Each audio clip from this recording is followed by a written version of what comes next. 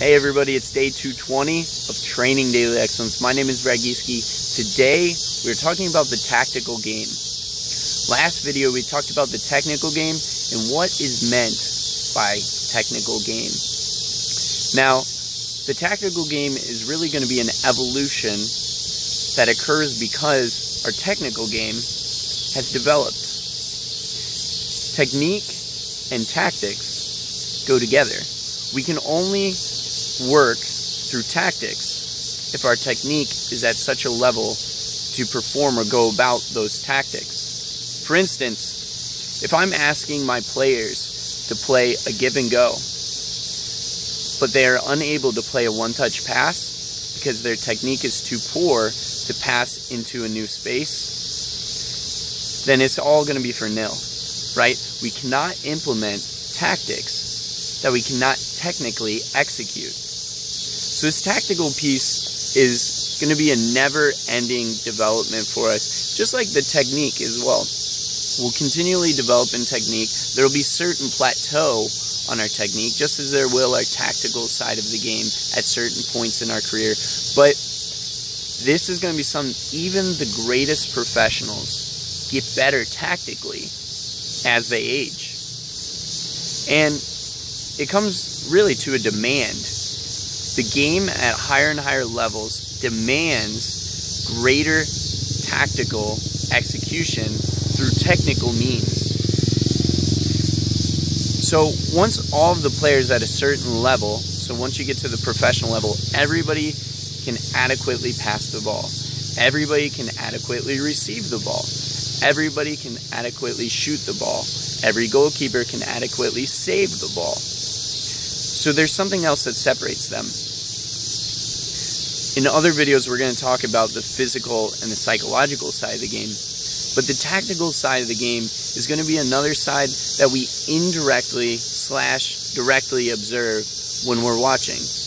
Now, I said in the technical video that that's what you're seeing. When we see a great play, you're seeing the technique.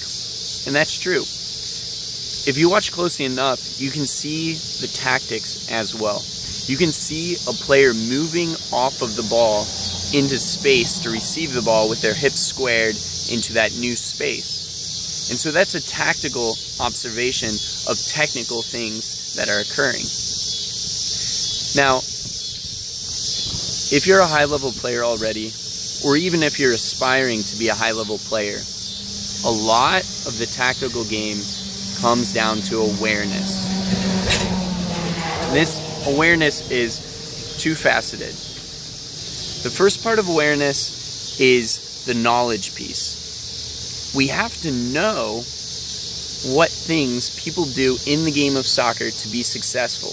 We can explore the game on our own and we can try out different things through experimentation, see if those work, and then implement those. But we have to know everything about the game in order to capitalize on the tactics of the game.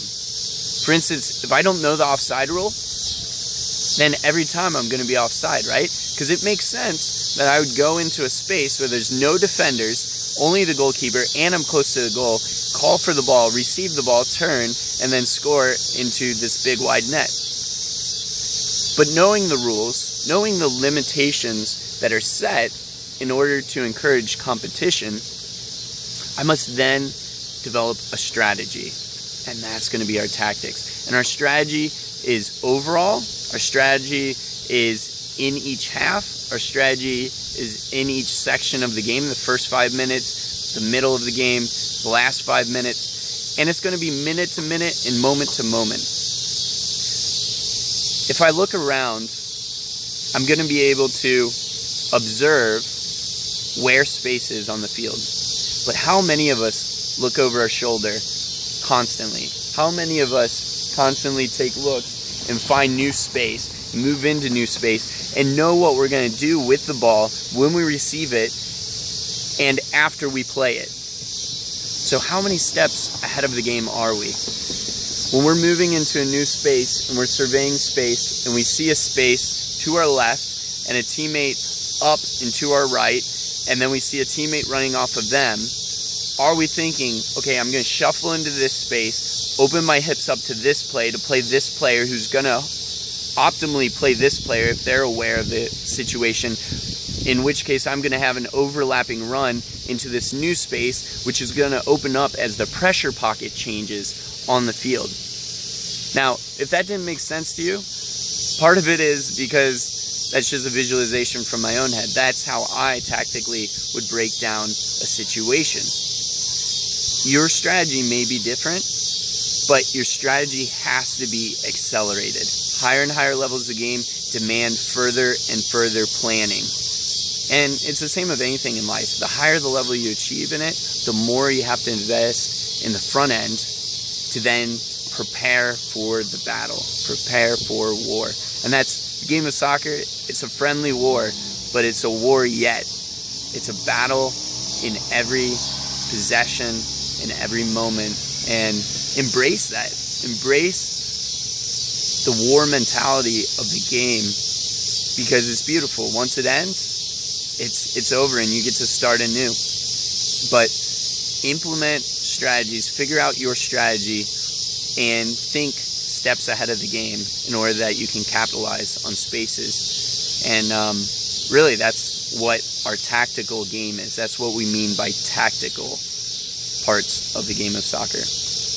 Thank you guys. Like, subscribe, and share. I'll see you tomorrow.